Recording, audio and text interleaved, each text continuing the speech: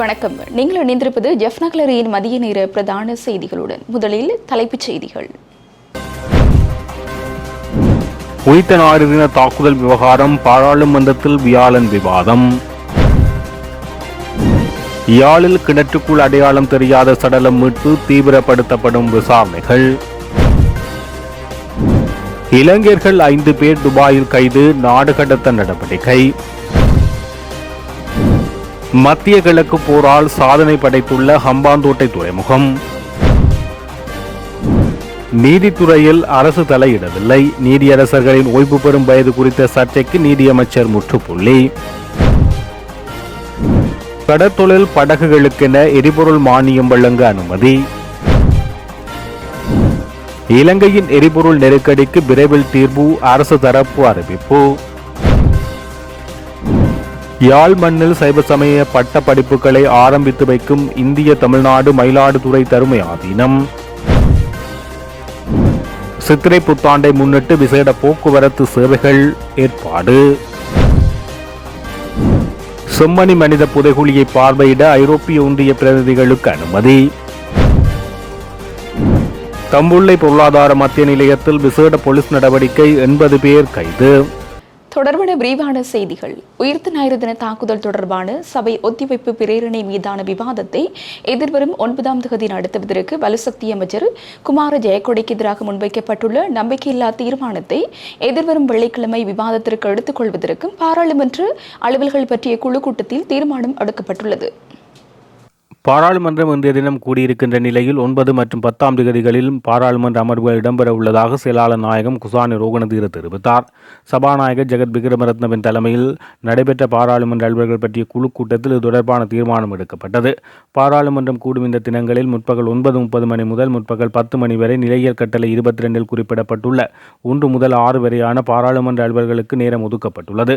இதனை அடுத்து முற்பகல் 10 மணி முதல் 11 மணி வரை வாய்மூல விடைக்கான கேள்விகளுக்காகவும், முற்பகல் 11 மணி முதல் 11:30 மணி வரை நேரம் நிலையியல் கட்டளை 27(2) கீழ் கேள்விகளுக்கு ஒதுக்கப்பட்டுள்ளது. இதற்கமைய 2026 ஏப்ரல் இன்றைய தினம் 7ஆம் தேதி விளையாட்டில் பதார்த்த பயன்பாட்டுக்கு எதிரான சமவாய சட்டத்தின் கீழ் ஒழுங்கு விதிகள், செயல்நுணுக்க அபிவிருத்தி கருத்திட்டங்கள் சட்டத்தின் கீழ் ஒழுங்கு விதி மற்றும் இலங்கை மத்திய வங்கி சட்டத்தின் கீழான ஒழுங்கு விதிகள் விவாதத்துக்கு எடுத்துக் கொள்ளப்பட்டுள்ளது.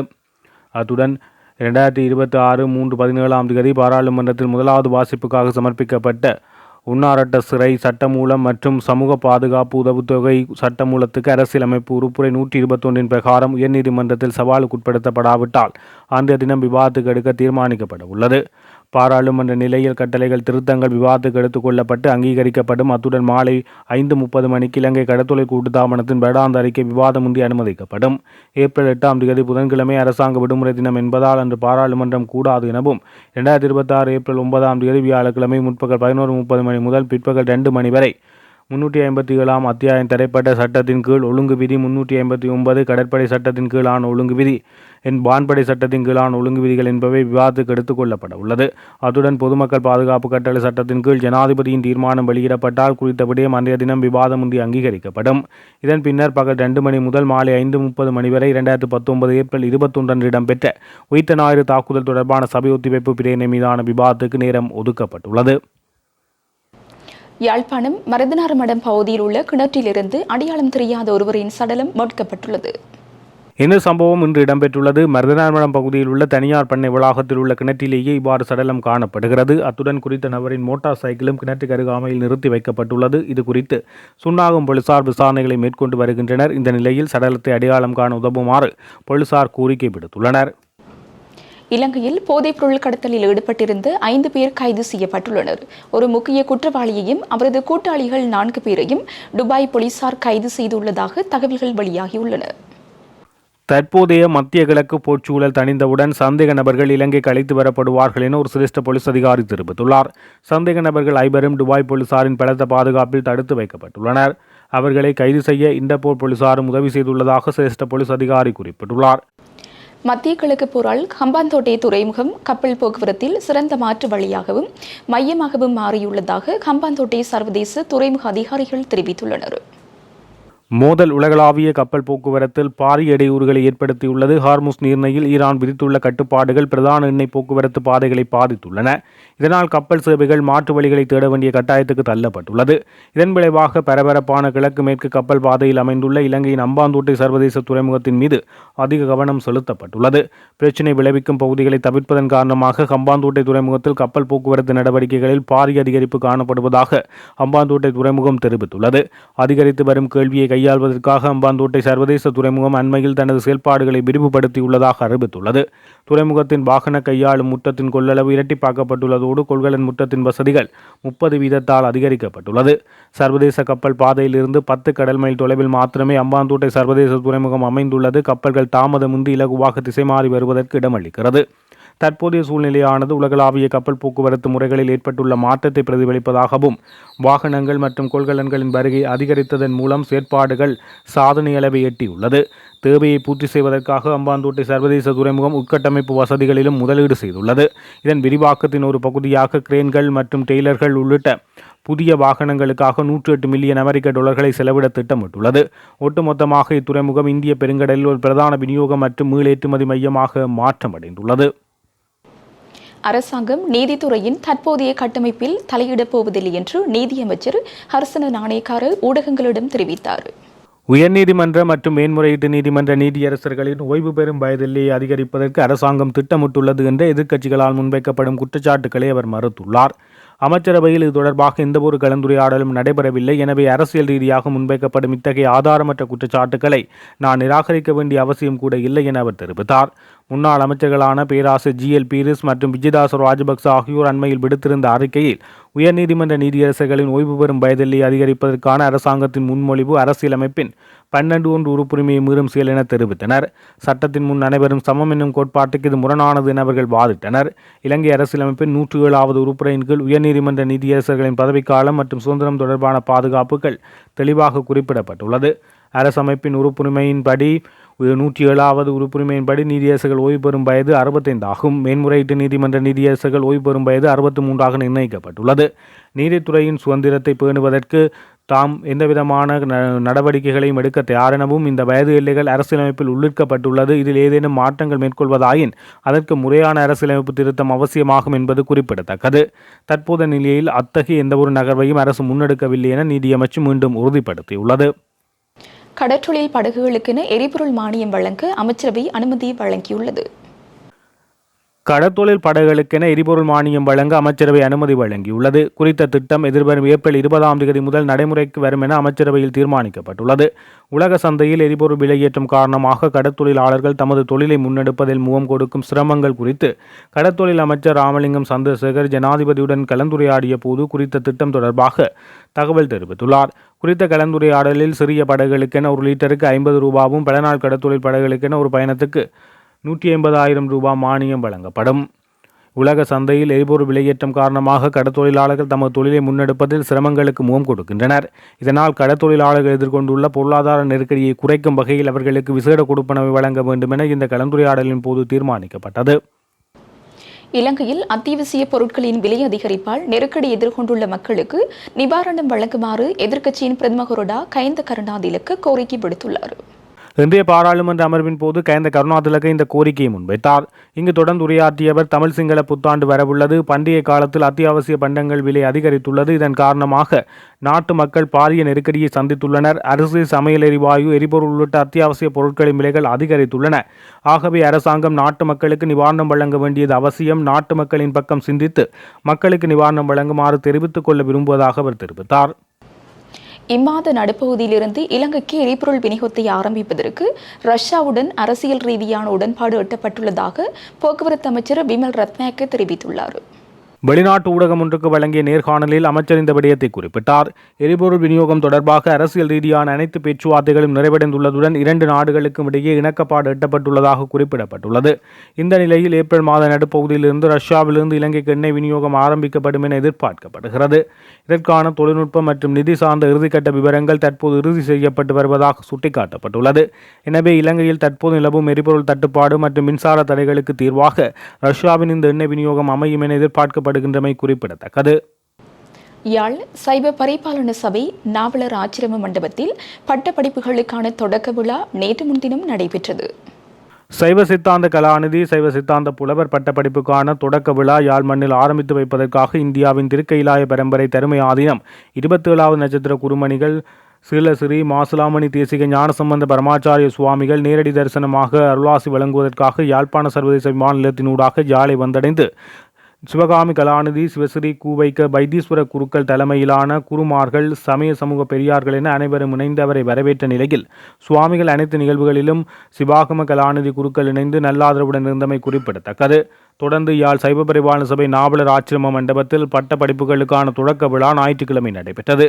இதன்போது இலங்கை நாட்டின் பிரதம நிதியாக சைவ புலவர் சிவப்பிரியா ராஜ்குமார், தருமை ஆதீன புலவரும் இயக்குநருமான சித்தாந்த சரபர மருணை வடிவேல் முதலியார், பாலரவாயனால் தருமை ஆதீன நட்சத்திர குருமணிகள் சிலசிறி கைலை மாசுலாமணி தேசிக ஞானசம்பந்த பரமாச்சாரிய சுவாமிகளின் அருளாணையின் வண்ணம் நியமனம் வழங்கப்பட்டது.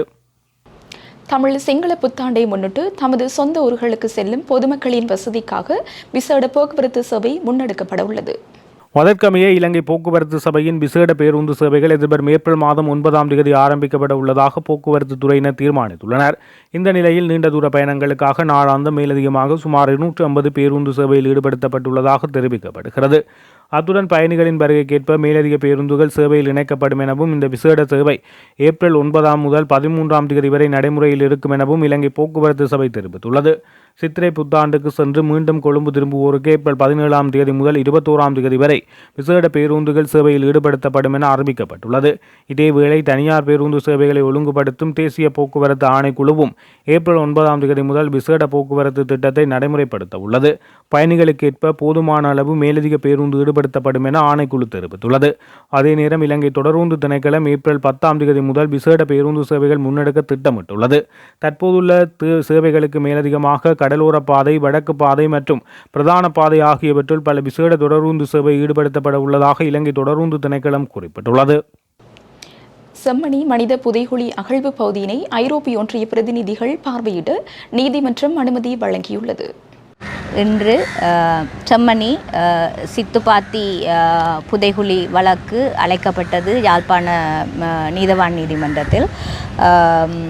சட்ட வைத்திய அதிகாரி செல்லையா பிரணவன் அவர்கள் நீதிமன்றத்துக்கு அடுத்த கட்ட அகழ்வு பணிக்கான வேலைகள் முடிவடைந்து தயார் நிலையில் உள்ளதாக அறிவித்திருந்த நிலையிலும் ஏற்கனவே பிப்ரவரி மாதம் 12ஆம் தேதி 2026ஆம் ஆண்டு யாழ்ப்பாண மேல் நீதிமன்றத்திலிருந்து நீதி அமைச்சுக்கு சமர்ப்பிக்கப்பட்ட பாதீடானது இன்று வரை அனுமதி வழங்காத நிலையில் காணப்படுவதாக நீதிமன்றம் வழக்கு அழைக்கப்பட்ட நிலையில் தெரிவித்திருந்தமையினால் அடுத்த கட்ட அகழ்வு பணி கடந்த தவணையில் ஏப்ரல் மாதம் 20ஆம் தேதி ஆரம்பிக்கப்பட உள்ளதாக நிர்ணயிக்கப்பட்டிருந்தாலும் அன்றைய திகதியில் ஆரம்பிக்க முடியாத ஒரு சூழ்நிலை இருப்பதாக நீதிமன்றம் தரப்பினுடைய அவதானத்துக்கு கொண்டு வந்திருந்தது. இந்த நிலையில் அடுத்த கட்ட அகழ்வு பணி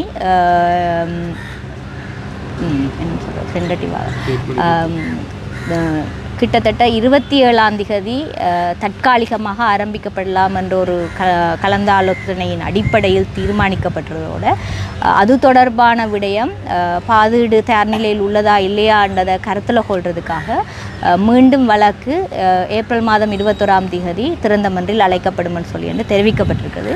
இந்த நிலையில் ஐரோப்பிய ஒன்றியத்திட பிரதிநிதிகள் குறித்த புதைகுழியை பார்வையிடுறதுக்கான ஒரு அனுமதியை கேட்டிருந்த நிலையில் அவர்கள் காலை 9:30 மணிக்கு முன்னராக அல்லது மாலை 2:30 மணிக்கு பின்னராக குறித்த புதைகுழியை தரிசனை செய்வதற்கான அனுமதியை நீதிமன்றம் வழங்கி இருக்குது. அது நிச்சயமாக எந்த நேரத்தில் அவங்க தரிசனை செய்கிறதுக்கு இருக்கிறார்கள் என்றதை முன்கூட்டியே நீதிமன்றத்துக்கு அறிவிக்கப்படியும் நீதிமன்றம் தெரிவிச்சிருக்குது. ஆகவே வழக்கு 27ஆம் தேதி அடுத்த கட்ட அகழ்வு பணி ஆரம்பிக்கிறதா இல்லையான்றதை தீர்மானிக்கிறதுக்கு 21ஆம் தேதி ஏப்ரல் மாதம் 2026 அன்று அழைக்கப்படும். பாதீடு சட்ட வைத்திய அதிகாரி தான் சமர்ப்பணம் செய்தவர். அது தொடர்பான மொத்த எண்ணிக்கை வந்து உண்மையாக தெரியாது. ஏற்கனவே அகலப்பட்டிருந்த அந்த எலும்புக்கூடுகள் சம்பந்தமான ஆய்வுகள் நடத்துவதற்கு அது 2 பாதீடும் எலும்பு ஆய்வுக்குரிய பாதீடும் அகழ்வு பணிகளுக்கான பாதீடு 2மே ஒரேடியாக தான் சமர்ப்பணம் செய்யப்பட்டிருந்தது அனுமதிக்கா வேண்டி நீதி அமைச்சிட்ட. 2மே வந்து அனுமதி இன்னும் அளிக்கப்படாத ஒரு நிலையில் நிலுவையில் இருக்குது. ஸோ இன்றைக்கு திருப்பி அதில் ஒரு சின்ன ஒரு மனித எலும்பு ஆய்வுக்கான பாதீட்டில் சிறிய திருத்தம் இருந்ததால் அதை இன்றைக்கு திருப்ப சட்ட வைத்திய அதிகாரி நீதிமன்றத்தில் சமர்ப்பித்திருக்கிறார். இப்போ 2ஐயும் சேர்த்து தான் அனுமதி வழங்குறதுக்காக வேண்டி செயற்படுத்துமாறு இன்றைக்கு சட்ட வைத்திய அதிகாரி நீதிமன்றத்தில் கோரிக்கையை விட்டிருந்தது. அந்த ஆய்வாளர்களுக்கான அனுமதி வழங்கப்பட்டதா? உள்ளூரில் இருந்து ஏற்கனவே தீர்மானிக்கப்பட்ட பட்டியலிடப்பட்டு நீதிமன்றத்துக்கு சமர்ப்பிக்கப்பட்ட ஆய்வாளருக்கு ஏற்கனவே நீதிமன்றத்தால் அனுமதி வழங்கப்பட்டு தான் பாதீடு சமர்ப்பிக்க சொல்லி என்று கட்டளை ஒன்று ஆக்கப்பட்டிருந்தது கடந்த நவம்பர் மாதத்தில். அகலம் பகுதியின் தற்போது நிலைமை பெரியதாக சொல்ல முடியும். தண்ணீர நிலைமை வந்து குறைஞ்சு வத்தி காணப்படுது. பட் ஈரழிப்பு இருக்குது. பட் அது 20ஆம் தேதிக்குடையில் இருக்கிற காலநிலையில் உலர்ந்த ஒரு சூழலுக்கு போகிறதுக்கான வாய்ப்பு இருக்குது. அகழ்வுக்கான தயார் நிலையில் இருக்கும்ன்றது வந்து சட்ட வைத்திய அதிகாரி நீதிமன்றத்தில் தெரிவித்தார். அந்த பாதீடு சரி வந்தால் அந்த அகழ்வு பணி நடக்குமா? பாதீடு வந்தால் ஏற்கனவே சொன்ன மாதிரி 21ஆம் தேதி வழக்கு அழைக்கப்பட்டு 27ஆம் தேதி என்று நிர்ணயிக்கப்பட்டிருக்க உத்தேசமாக நிர்ணயிக்கப்பட்ட தேதியில் அகழ்வு நடக்கிறதுக்கான சாத்தியப்பாடுகள் இருக்குது. காணாமல் போன ஆட்கள் பற்றிய அலுவலகம் தொடர்பில் சட்டத்தரணி பூரணி மரியநாயகமுடன் பிராந்திய இணைப்பாளர் திரு செல்வகுமார் அவர்களும் இன்று திறந்த நீதிமன்றத்தில் குறித்த செம்மணி சித்துபாத்தி இந்துமையான மனித புதைகுழி தொடர்பான வழக்கு அளிக்கப்பட்ட போது கலந்து கொண்டிருந்தார். இன்று 21ஆம் தேதி யூரோப்பியன் யூனியன் தொடர்பாக பிரதிநிதிகள் வருவது தொடர்பாக ஏற்கனவே நாங்கள் திறந்த நீதிமன்றத்திற்கு ஒரு சமர்ப்பணத்தை செய்திருந்தோம். அது தொடர்பான அனுமதி எங்களுக்கு ஏற்கனவே வழங்கப்பட்டிருந்த நிலையில் இன்று குறித்த தினத்தில் அவர்கள் வருவது தொடர்பாக கன்ஃபர்மேஷன் வந்து எங்களால் திறந்த நீதிமன்றத்துக்கு கௌரவ நீதிபதி அவர்களிடம் சொல்லப்பட்டு அது நீதிபதியால் இன்று எங்களுக்கு அது தொடர்பான அப்ரூவல் வந்து கிடைக்கப்பட்டுள்ளது. மீண்டும் இந்த வழக்கு 21ஆம் தேதி திறந்த நீதிமன்றத்தில் எடுத்துக்கொள்ளப்படும் என்றும் அன்றைய தினம் வந்து எப்போது அகழ்வு பணிகள் ஆரம்பிக்கப்படும் என்பது தொடர்பாகவும் முடிவெடுக்கப்படும் என்றும் இன்று திறந்த நீதிமன்றத்தில் கௌரவ நீதிபதி அவர்களால் குறிப்பிடப்பட்டிருந்தது. பாதீடு தொடர்பான சில மாற்றங்கள் செய்ய வேண்டியிருப்பதால் அது தொடர்பான அப்ரூவலும் குறித்த 21ஆம் தேதி எங்களுக்கு கிடைக்கப்பெறும். இத்துடன் ஜெஃப்னக்லரியின் மதிய நேர பிரதான செய்திகள் நிறைவடைகின்றன. மேலதிக செய்திகளை அறிந்து கொள்ள www.jeffnaclery.lk என்ற இணையதளத்தினூடாக இணைந்து கொள்ளுங்கள்.